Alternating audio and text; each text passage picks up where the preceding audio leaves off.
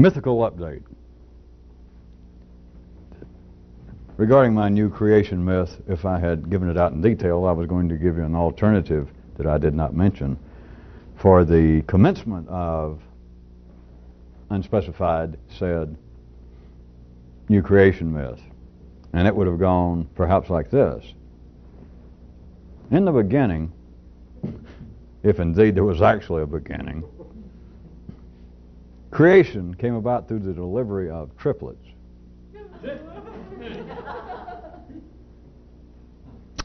And each child grew up in complete ignorance of its siblings.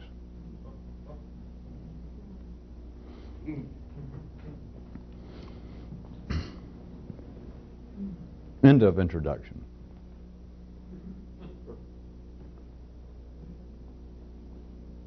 What if the primary purpose of words is to prepare men for the introduction of new energy?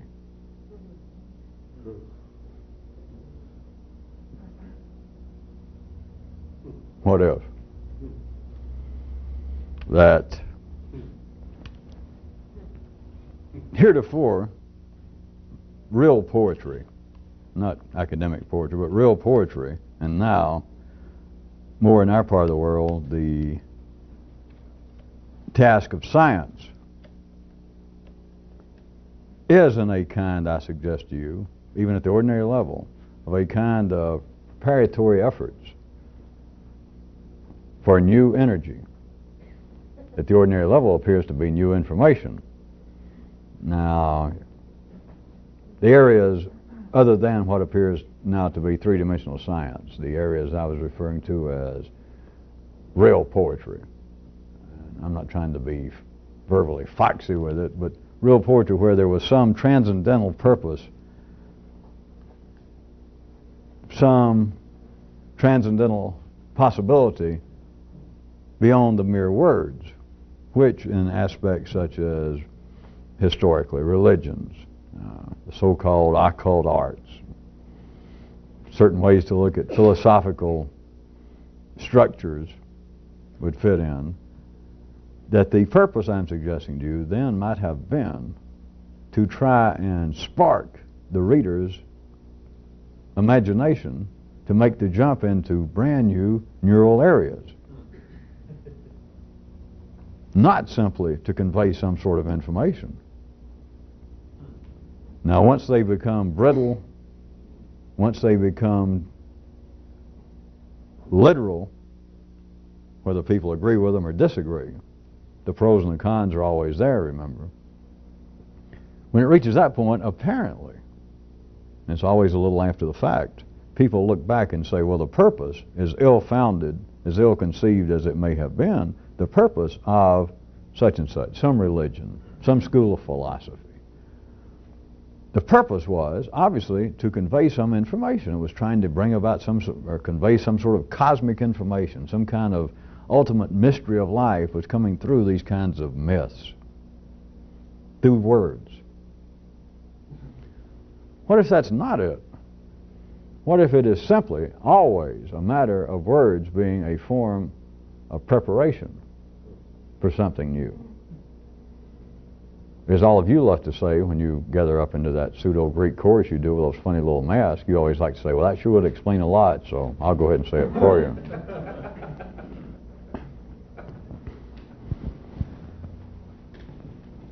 Taken a bit further, instead of me speaking what appears to be three-dimensionally, historically, or in a historical way three-dimensionally, about things that have already come to pass. How about if you looked at it from the view of a more complex reality? That all words are actually a form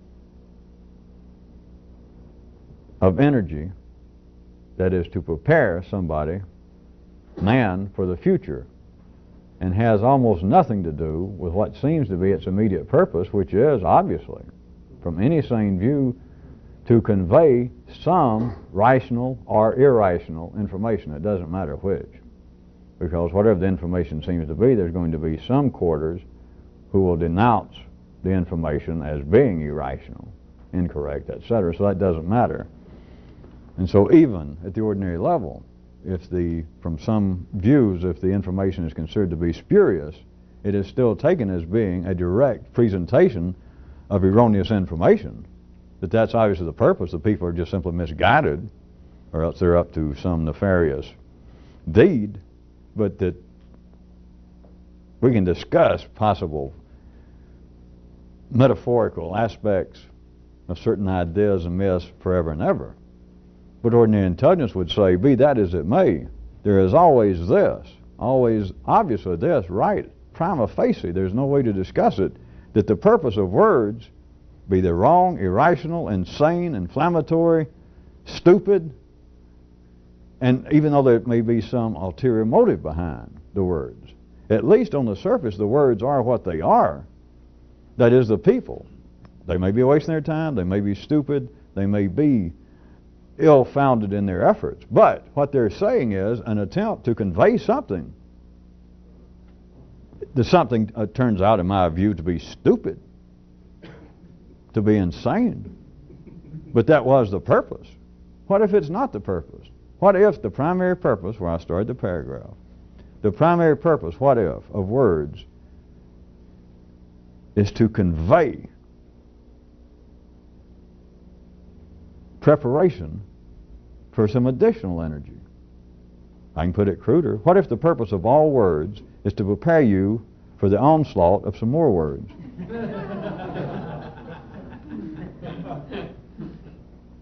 It is totally, on that basis, you understand, open-ended, that you don't have to take my ideas of there being no suitable place to put a period and that nothing is conclusive. You don't have to take that as being some sort of strange, I don't know what you consider it, paralogical or superseding and slithery philosophical flim-flam I'm trying to pull.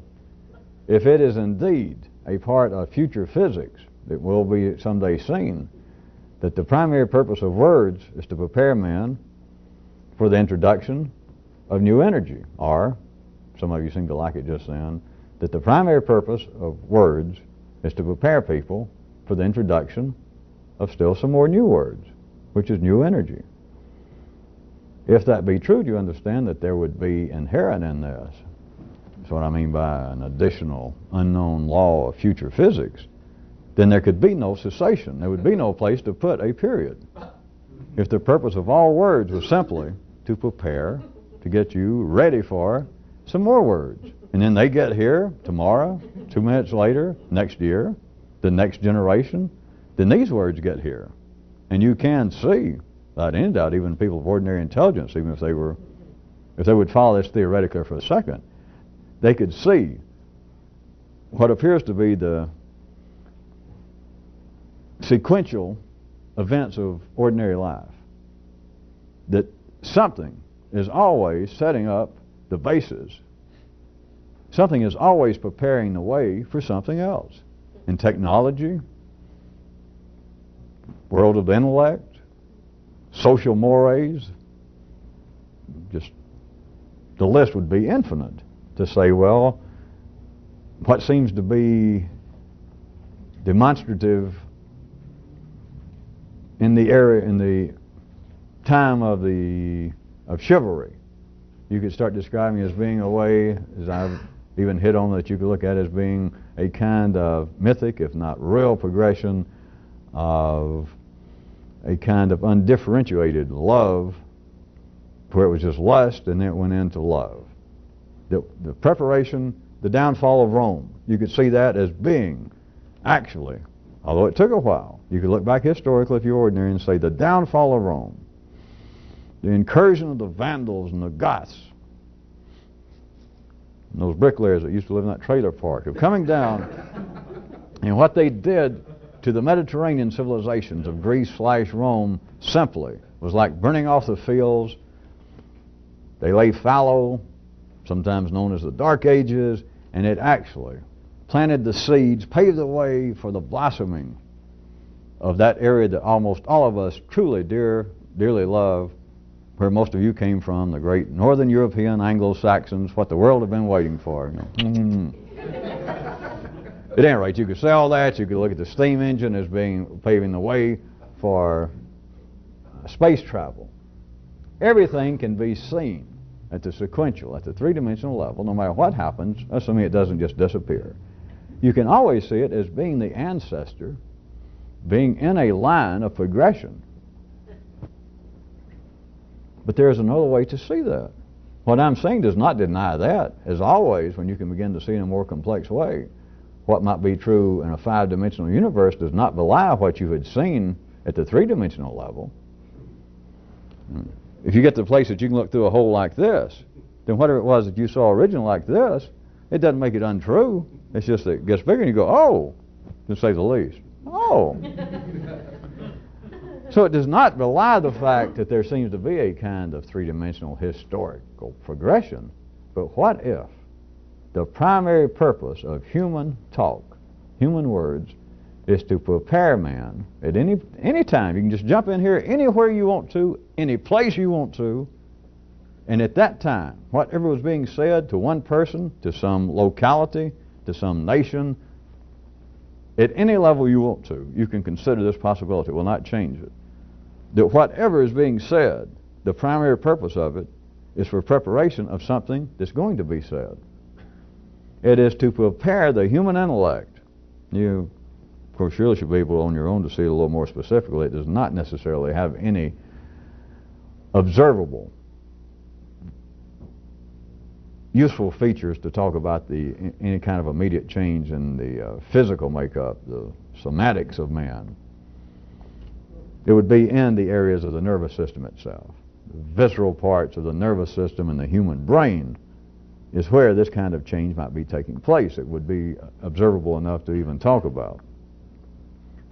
But what if all of the runs through that would seem to be a kind of progression that I could do, that perhaps many of you could do, of trailing, let us say, pick out anything, psychology, psychiatry, and you could start, not only you could start running back to Freud, then you could go past Freud and you could start going into some of the European philosophers that were not even medical doctors in the 1800s. You could trace on back and you could start hitting some of the Greek poets, Greek mythology, and you could point out that, wait a minute, that was the same kind of thing. They were talking about what Freud was talking about now, of the conscious and unconscious and ego and the id, that they were talking about and they were calling it something else. You could see that configuration anywhere, all the way from that to actual technology, to the hard sciences. You can always see it.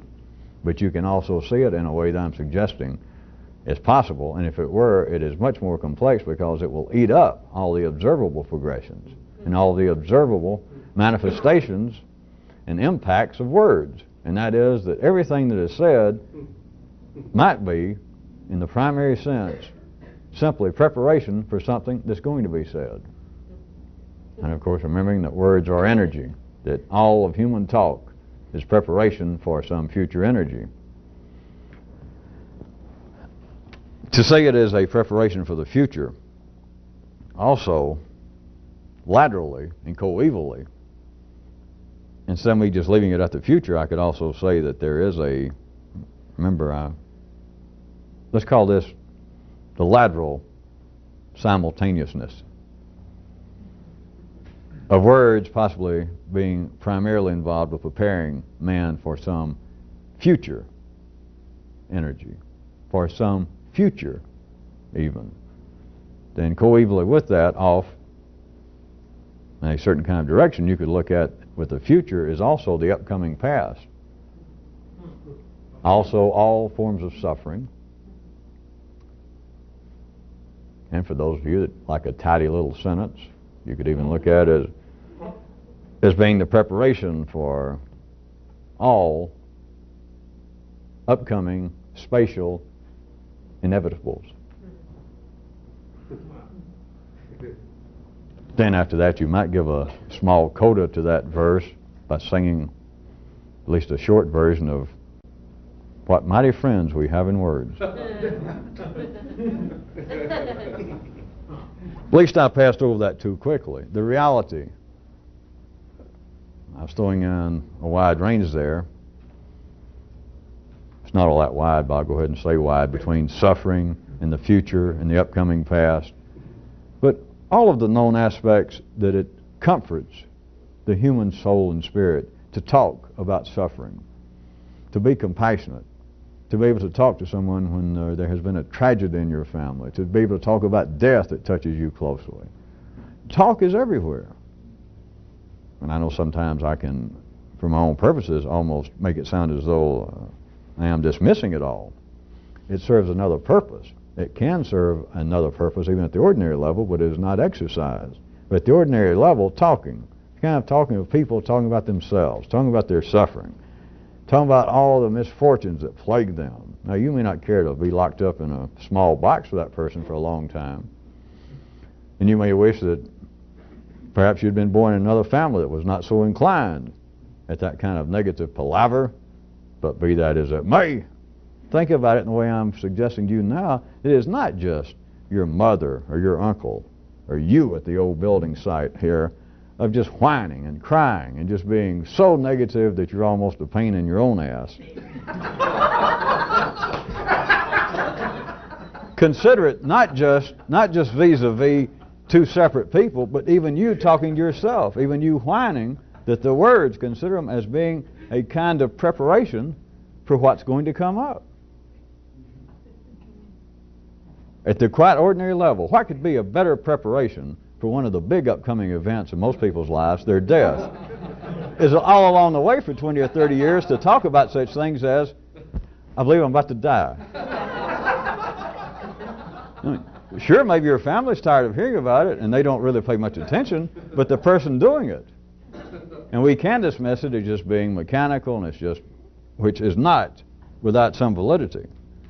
But also consider, even things that are done mechanically, even a dog. One of my great questions that most of you have forgotten, since I don't remind you but once a decade. Since you don't know what you're going to say next, nobody's still going to ever tell me why a dog turns around at least 3 times before it sits down. You could look at a dog and think, Jesus, that dog does it every time. Why does he do that? Well, you tell me. If you don't know, don't say, well, it doesn't mean anything. And if you don't know, don't say, well, it doesn't mean anything. My aunt that lives with us, when I grew up with, every day, I'd try to be nice and I'd say, hello, Aunt Dorcas, how are you? And she'd say, I believe I'm about to die. And I think, well, Jesus, I heard that for 17 years and she still does it. And she doesn't even hear it. It's meaningless. She's not going to die. She's probably going to outlive us all, blah, blah, blah. All right, it may be, as far as you can tell, a dog turning around. That she just does it and it means nothing. But everything means something. And I'm suggesting to you the possibility that all human words are not in any way what they appear to be. They are, but that's the childish level. That is the crudest level of what they appear to be. That in some way she's trying to tell you that she's sick. Or if you thought you were a little more sophisticated and hip and you were an ordinary person, you might say, well, it's some sort of psychological ploy. She's trying to get sympathy and attention because she's unmarried or she's living here with us. And all of that. You may be in good company, people who may support that. But now I'm saying you something beyond that, to the point that what is being actually said, no matter what language, no matter what appears to be the rationale or irrationale of the sentence, could be impertinent. That all that's being done is the energy of the talk is to prepare people for upcoming energy that is going to be at least slightly different. And this talk, this form of energy, is always constantly shifting. Sometimes it appears to be dramatically, which seems to be big jumps in the course of history. But constantly it's going on, constantly. That you're part of history in the three-dimensional sense, that it is slightly being twisted. Think of the way that you now think of certain words differently than you did 10 years ago. And I don't mean just being involved with this. Ordinary people it happens to. They don't really benefit from it, but you might find your mother, your father, somebody that you grew up with that perhaps was prejudiced or narrow-minded about other religions or something. Or music. I'm not trying to be inflammatory. It could be anything, and then you see them 20 years later at a reunion or something, and the guy's got him a nice toupee and he's wearing gold chains. He wants to know here at the school reunion, how come you people are off those old records? Then you bring in good stuff. Apparently, his definition of what good music is has changed a little. It happens mechanically to people. They do not benefit from it. That's not even the point of me saying it. But your definitions, just of ordinary things, that at one time you might have felt as though you had some great, just intrinsic, well-founded hatred every time you'd hear the word communist. And nowadays, it's by most people in the civilized world probably considered to be verbally a paper tiger word. But at one time, you may have had that kind of feeling. Or you might have grown up in a pretty parochial atmosphere in some part of the country. And if you grew up in the Northeast, your family and the people you're around may have made fun of people who lived in the Southwest. And then you might have been transferred there, you might have married somebody from there, and it just seems like, and you would describe it if you had to, well, I did become more sophisticated. As I traveled around, my intellectual horizons expanded, and my bloomers blew up or something. All of that may be true enough. But now consider again what I ask you, the possibility. The mythic possibility that all words, this kind of change that happens to people mechanically, and at times this kind of change that people have about certain words can appear to be, in certain instances, more than mechanical and gradual. It appears to be some form of epiphany with some people. Stages of enlightenment. Oh, now I see. And it's always what? It's always a shift concerning some words. If you say, what is it you see? What is the change? And they'll tell you, I have undergone a religious conversion. My attitude toward sex has changed. My attitude toward morality, something, but it'll be something specific that they can point out. And what is it? Now don't get this confused, because they can say, well, now it has changed. My behavior is going to reflect it. I have changed the way I feel about blank. Could be more than one word. Could be a term, a sentence. But it'll be something specific. But now think about it. The change had to do with the word. In other words, they can't even say that they've changed unless they can describe it. And one does not precede the other. They are coeval. They just cannot be seen in a sequential sense by ordinary intelligence. But you have got to be able to describe something. You've got to be able to describe a change in you for you to change. I'll repeat again, one does not bring about the other, one does not precede the other, one is not dependent upon the other. But you can't have it. There can be no change unless you can describe the change. And if you get any glimpse of that, then you'll see that in a sense, there is no real change outside the change in your definition of the word or the term.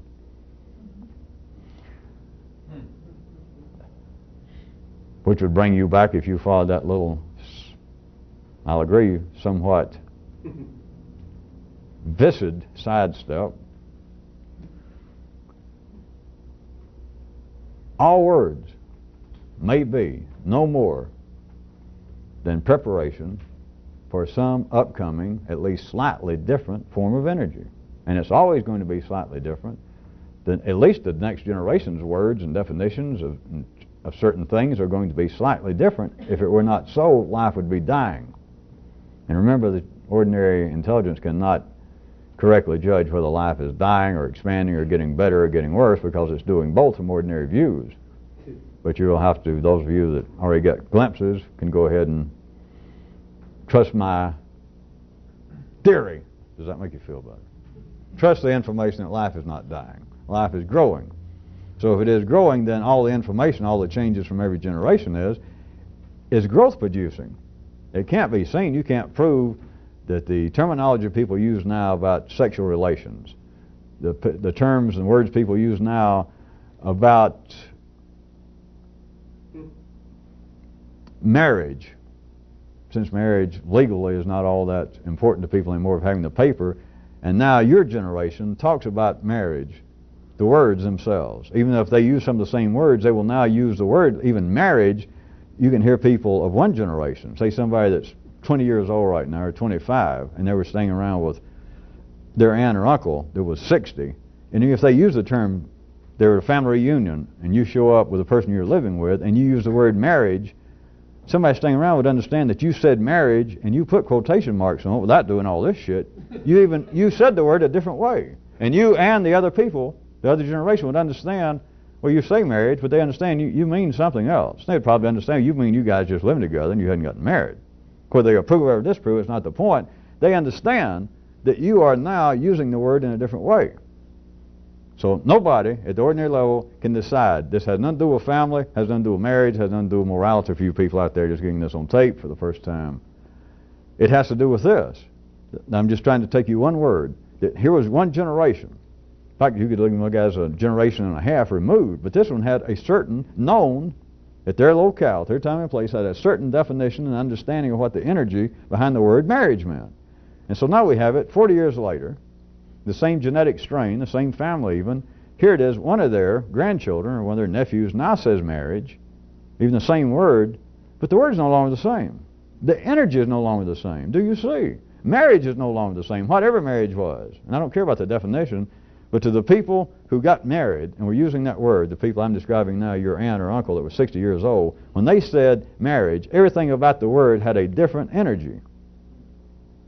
And now that they've got this 20-year-old niece that shows up and says, oh, I want you to meet so-and-so I brought along with me, we're married. They understand that that's not the same, it's a different energy. And one of them prepared for this one. And whatever's coming up next is this 20-year-old. Once they have some kids, and if the word marriage is still being used, then their kids will say marriage in a slightly different way. And of course, oftentimes it doesn't matter, but oftentimes it will just come up with a new word. Of course, the words normally, except in the field of science, is why I said that is part of science's responsibility now, but other than the field of science, most words have their own progression that you can keep tracing them back, but sometimes in science now, although they still have to pick up roots here and there, and they have to put together a piece of a Greek word and an Albanian and a Sanskrit to come up with something that nobody's ever heard about before in the world, especially of invisible world, of quantum physics and etc. But still there is, normally you can see quite easily by looking in the dictionary, a progression of the word itself, even apparently, has changed. If they come up with a new word for marriage, if finally marriage is so far removed, if the so-called atomic kind of family is now so at variance with what has historically been the definition of family and marriage, if it's so desperate that X number of years from now they have to come up with a new word, the new word will still be an offshoot. It will still have had its way paved, this new energy, by marriage, by that word, or for family, for thousands of years, even though it was continually the energy changing.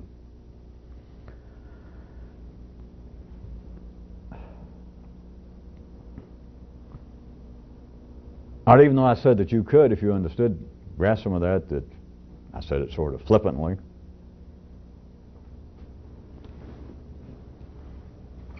I was wondering, is it more intriguing since we began taping these, that there be more action just than talk? In other words, when I was saying things like flippantly, I was wondering whether I should turn a flip when I said flippantly. Or I was thinking of ways to make it more interesting, that visually. I think I'll pass tonight. I'll think about it. I'll consider it. Well, I started to say that you might have taken it somewhat flippantly when I said that if you got some grasp of that words, even words you don't like, words that you disapprove of, words that you laugh at, faddish words, faddish uses of words, if you begin to see that they're always a kind of comforter, they're always a kind of little minions, and they're innocent enough, they're coming out, they're like little angels, for those of you that like to believe that, little fairies, little hobbits, or they're like the life sends out beforehand to kind of prepare you, to kind of soothe you, even if it apparently irritates you. They're still kind of preparing you. Even if they're words that now you hear people say and you think, Jesus, how pretentious, or well, who are they trying to fool? That's the same old word. They just think it means it sounds a little hipper and a little more left coastish if they go, ugh. But whatever it is, if it's affecting you like that, the words, it's like these little invisible intellectual fairies are preparing you, not for anything specific I'm going to tell you about, but they're preparing you certainly for this, for upcoming new energies. So, and I said that if you had a glimpse of that, then you might all want to join your own hands and sing a quick little verse of, oh, what friends we have in words. But on to paragraph 2 or subparagraph 1a, I guess. Even that, then I might also point out that from a brasher, more complex revolutionary view, you could also look at, for a revolutionist, you could look at words as being, quinarially speaking, bad news. That means from a 5D view. Or in matters 5-dimensional. That yes, they're friends, and there's no reason not to take advantage. There's no reason to fight the normal flow, the healthy flow of life, wherein they serve these kinds of purposes that I'm suggesting to you of preparing people, preparing man for new energies. But from certain revolutionary views, words can be bad news. Well, are you going to tell us how? All right, as long as I don't have to turn a flip in public.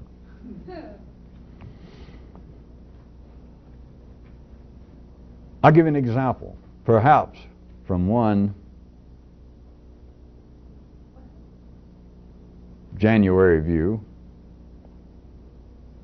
Perhaps an example of one of the worst words for revolutionary purposes would be because.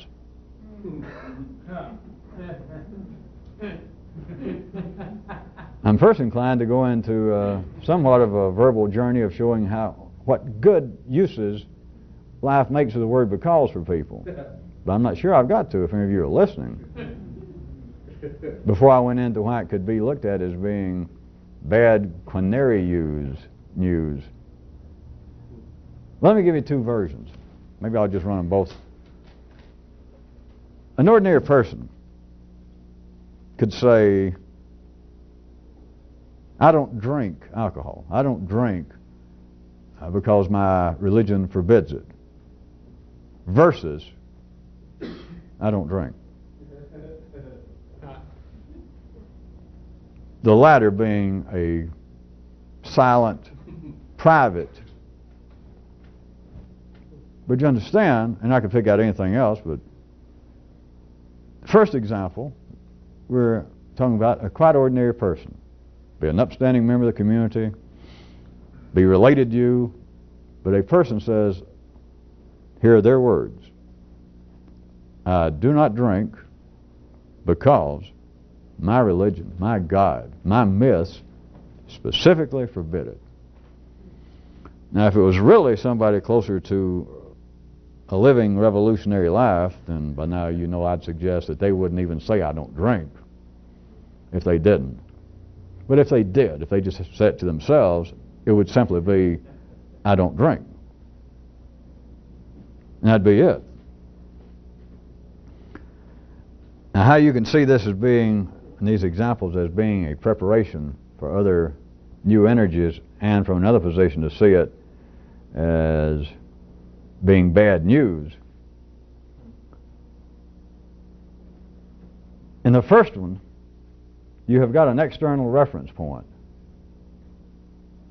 And when words are operating on that basis, that I'm suggesting to you as being preparatory energies for upcoming energies, then there are two specific ways, two aspects to which you might care to examine this, if you could come up with three eyes, and that is as words acting as kinds of limiters, as kinds of governors to the neighboring, inherent, parallel, trailing energies in whatever it is being said. In other words, the sentence, I don't drink, forgetting everything about your health and morality and blah, blah, blah. There's something in life's body that's produced alcohol. There's something in life's body that's produced people that drink, the people that don't drink, the people that drink a little and go nuts, the people that drink a little and throw up. Just everything. And if you don't everybody get identified with alcohol, I could have made it religion, sex, eating, stamp collecting. But no, I get trashy and tacky about it. So let's stick with alcohol. To say I do not drink, and then I do not drink because my religion forbids it, you have a kind of limiter to energies getting out of hand of somebody saying, I don't drink. And maybe, listen, I'm just going to make them up, folks, as always. So if it doesn't strike you, and I don't make up any more, you got to make up your own and find it. Somebody's staying at a party, business meeting, after a seminar or something, and they're passing out drinks. Somebody's drinking. The guy says, I don't drink. And maybe several people look around. He says, because my religion forbids it.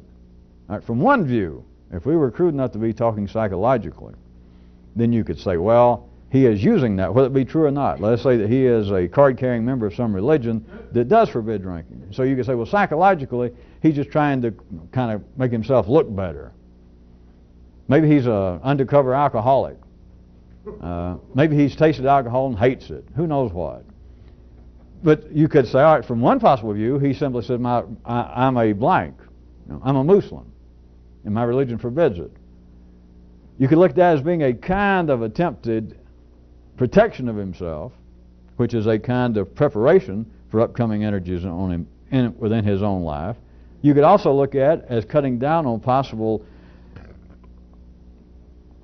wildfires that this might spread, that if he says, I don't drink, and perhaps the host looks at him like, with a kind of insulting, like, well, what the hell you don't drink?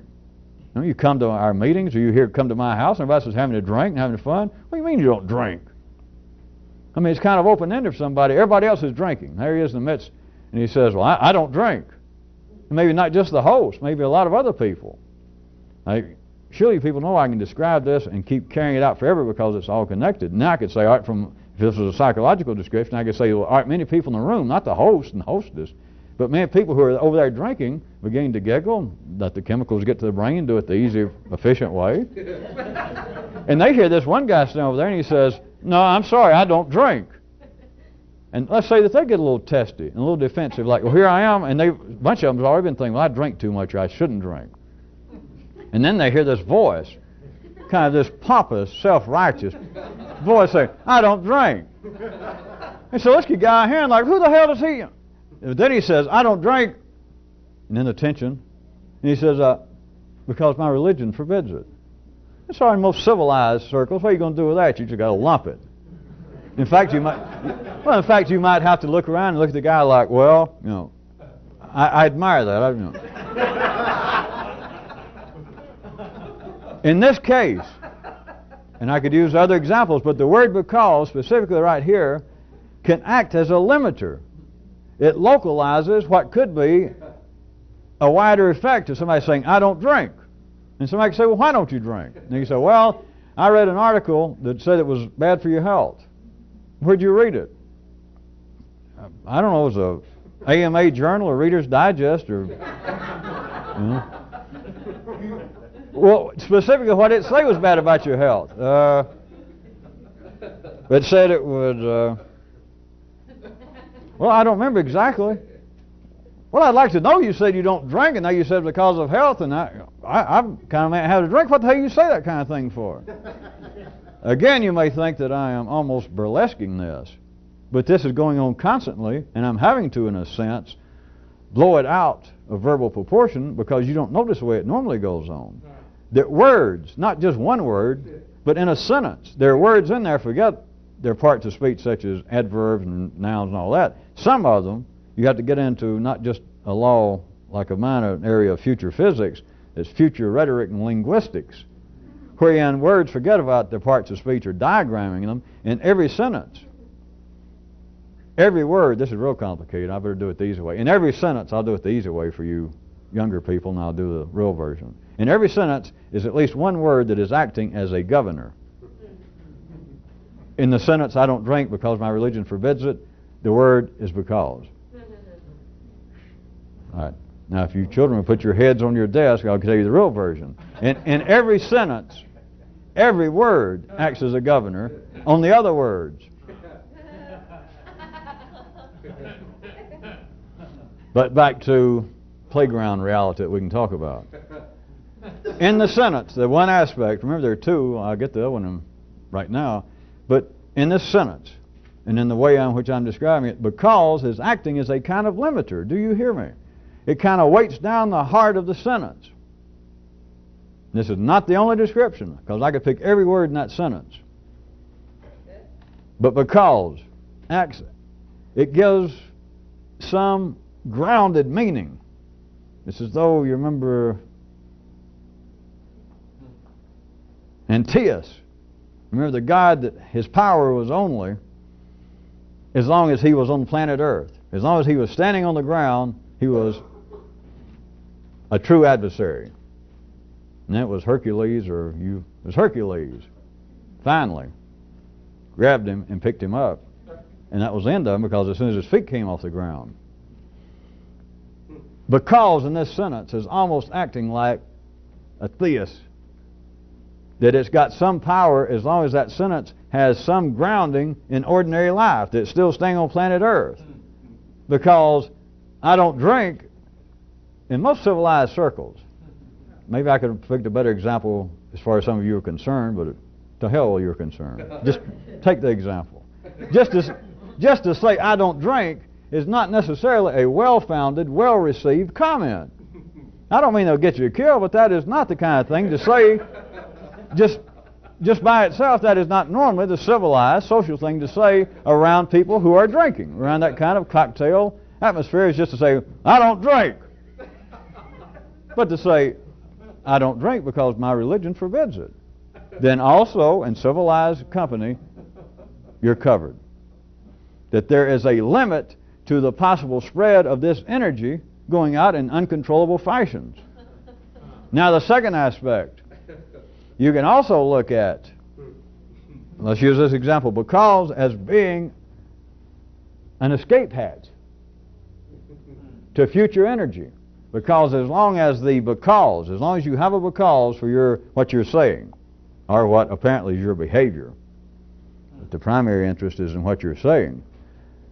The because here acts as an escape hatch. In this example, I can give you, has a perfect conclusion to this second aspect, in that I don't drink because my religion forbids it, as has happened in our lifetimes, not regarding alcohol in Islam, but in some other religions.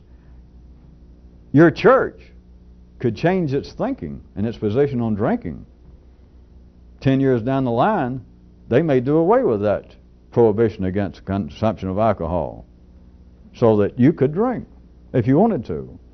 The point is, as long as your because has some extrinsic basis, that why I am saying, or apparently why I am doing what I do, is based upon some extrinsic verbal directions. My religion says don't drink. My religion says do not eat meat on Friday.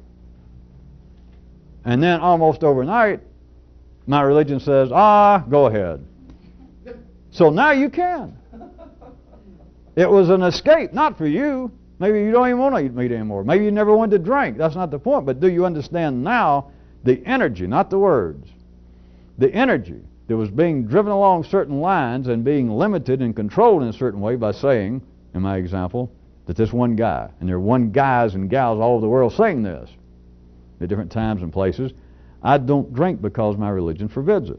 Whatever the energy is that's being in part molded and controlled and held by because my religion forbids it, somewhere down the line, for whatever purpose, life decides, and it makes this church change its prohibition, change its position on the consumption of alcohol, the eating of meat on certain days, certain rituals they do, certain prohibitions or directions having to do with marriage and sex.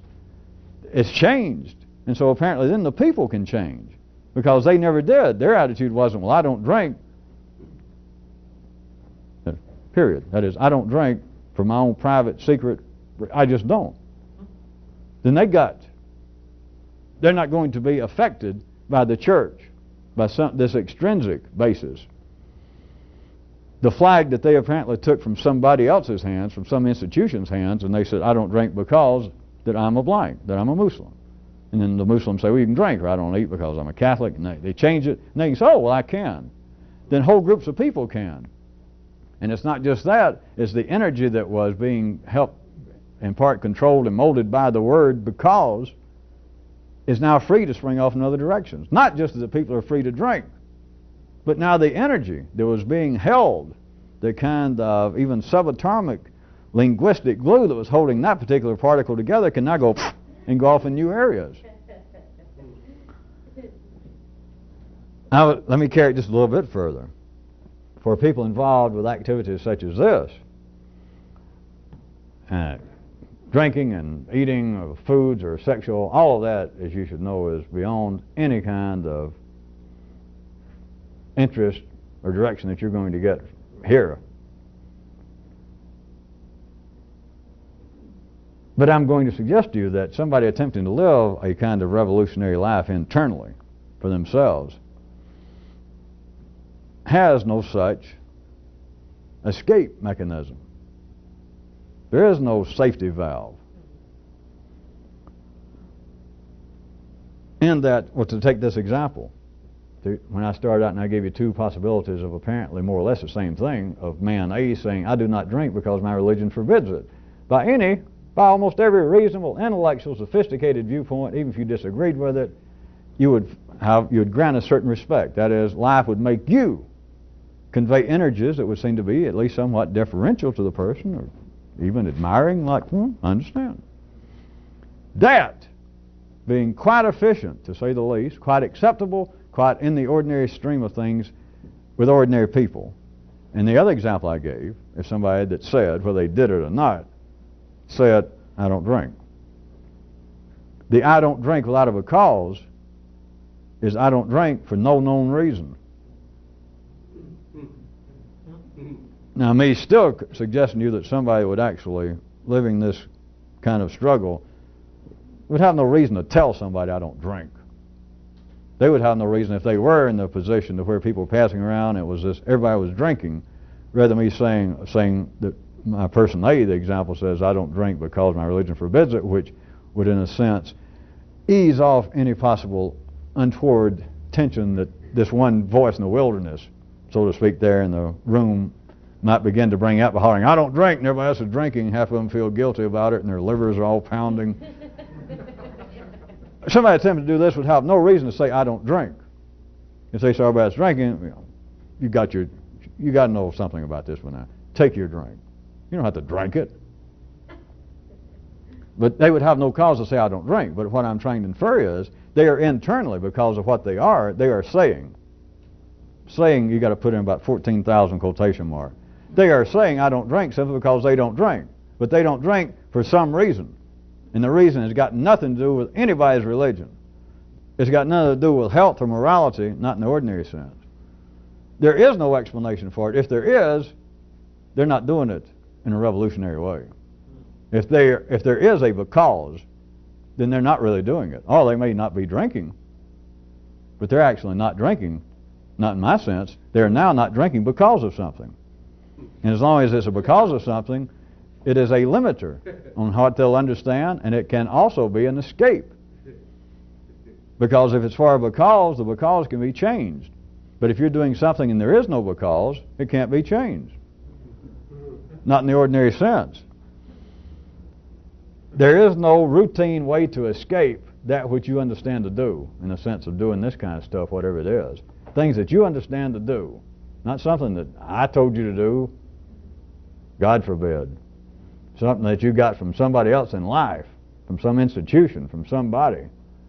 There's always an escape from it. There are limits to it, that's the first aspect. There are limits to the energy inherent. Even if there seems to be the potential that, well, God says, or our religion says, do not drink. All right, if you were trying to just be intellectual, if you were trying to be a more intelligent person, you'd be better off not drinking. You'd simply be better off not to put alcohol into your blood and let it get there in your brain, and it kicks around brain cells, and by all accounts, the brain cells that it gives a good shot to never recover. I've made my own joke about that before, but brain cells being killed, and no, it was Kyrute. And he said that somewhere along the line it kind of reminded him of shooting the unemployed, but at any rate, ordinary people would certainly not suffer never to put alcohol in their brain. Maybe pour it in their pocket or their shoe, but up here it does you no good. It accomplishes nothing of any known consequence in life. But it is, as long as you're not doing it based upon a because, it limits, that is, you'll never have any understanding about why this might be true. You'll never get any personal benefit. Of course, ordinary people are not supposed to. But in other words, you will never get any new information out of this, out of not drinking, or of drinking, or of both drinking and not drinking, or of both drinking and not drinking and wearing your socks backwards. Any combination. As long as you're limited to a because that, well, I'm doing this, as far as I know, because of that. whatever it is, some institution, some idea, some myth, some threat, some fear, some promise. It doesn't matter what. As long as there is a because, then it will limit and put a governor on what information can ever say to you. And it also gives you an escape hatch, which I'm trying to infer to you is not anything the real revolutionist got any need for. You don't want an escape. To be a little more specific, if you got no because, if what you're doing, there is no known because, then there is no escape mechanism inherent in it, in that you did not begin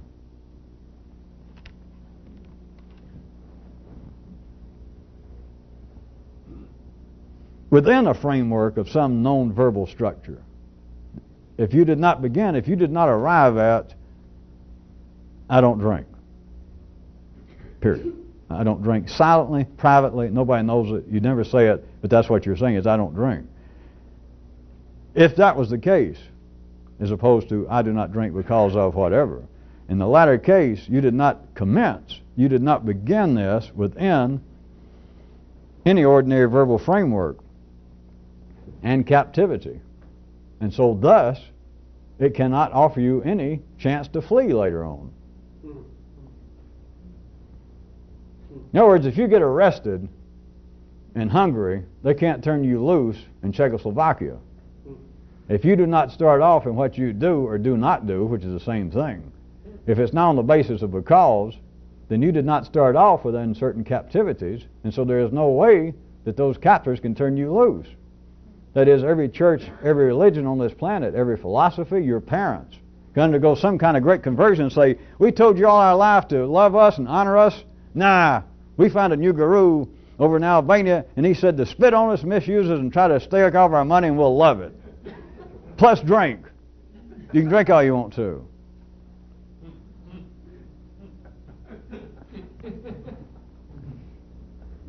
Wherever you start, that is, we're not talking about behavior now, if you can get past that.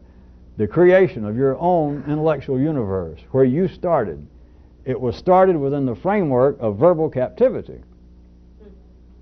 Because, being a prime example, if that is where you started, then that's the only chance for freedom you got.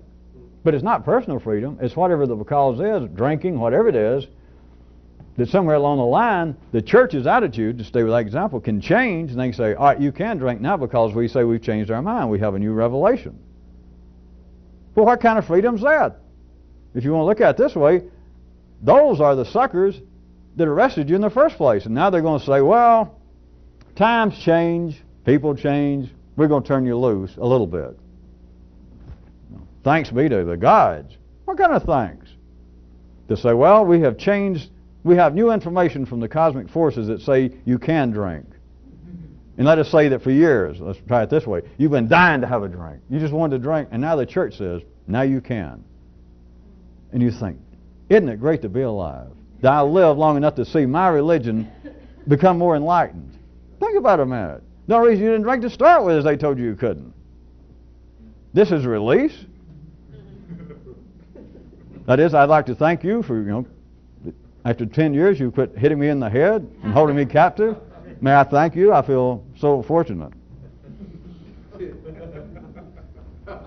Without a cause, there is no, so I'm running out of time, I'll have to get real quick. There is no sham, there is no illusion of some freedom. It's not an attack on ordinary people. There's nothing wrong with it in life. People seem to undergo experiences. People believe that they have become more enlightened. They believe that they have increased their understanding of certain ideas. That is, their words, their definitions seem to have changed. And when that doesn't happen, which is very vague and very low level, then out in life things seem to change. A new political party comes in. A new economic system becomes more popular. A religion changes its position on a certain thing. And so the person apparently goes through these stages of increased freedoms. I'm expanding myself, my intellectual horizons, my experiences, my feelings, my thoughts. It is, indeed, from a more complex view, it is a sham. because you're simply being released by the same people that took you in captivity.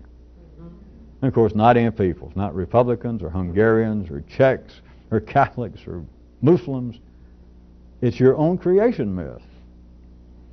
The beginning wherein, if indeed there was a beginning, then creation came about through the delivery of triplets. You were one of them. Everybody else was the other two. And you were one of them in here at any given time, and the other two are in here. And none of them know about the existence. They're totally ignorant as to the existence of their two siblings. The Colombo family thinks they're it. The Gambinos and the Bonanos are right around the corner. The Colombos may have Queens, but Brooklyn, Manhattan is being run, and they don't understand it, by other forces. And by this going on, each of the three forces, wherever they are apparently in domination in time and place, are running the best possible scams, numbers rackets, extortion, religions, soup kitchens, universities, hospitals. They're running the best possible ones because they're all in verbal conflict, if not actually firing shots at one another. They're firing verbal shots that everybody's paradigm, the blueprint that they were given, is the right one. This is the way to run a hospital. This is the way that you make extortion become a good paying business, is this way. And so they verbally have to not only continue to talk about their business to ensure that their children, the next generation, is exposed to more complex energies in how to run extortions and hospitals, but they also have to continually fire off verbal ammunition, shots, energies at their competitors that they do not recognize as being their own brothers and sisters. They have to continue to criticize and in fact try and stop their operations. All of this still serves as an escape valve. I'm doing what I do because these other people are wrong. I'm doing what I do because I know this is right. Without because, you're not limited, and there is no illusion of a way out. If you don't drink, if that's your comment, if that was your slogan, private, totally silent. But as opposed to, I do not drink because my religion forbids it. I do not drink because I do not want to die early. I do not drink because I do not want to harm my burgeoning brain cells.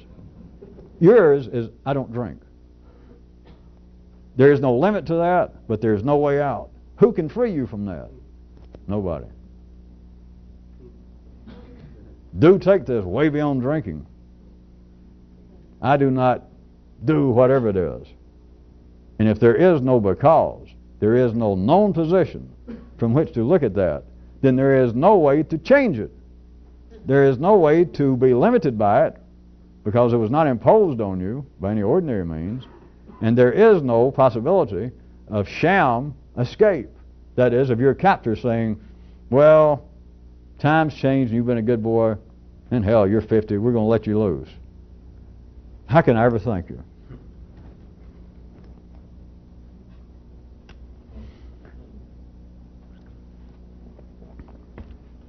How am I going to start getting, I don't know, like 10 hours of the miss? I was trying to catch up and wrap it up in a 50-minute tape.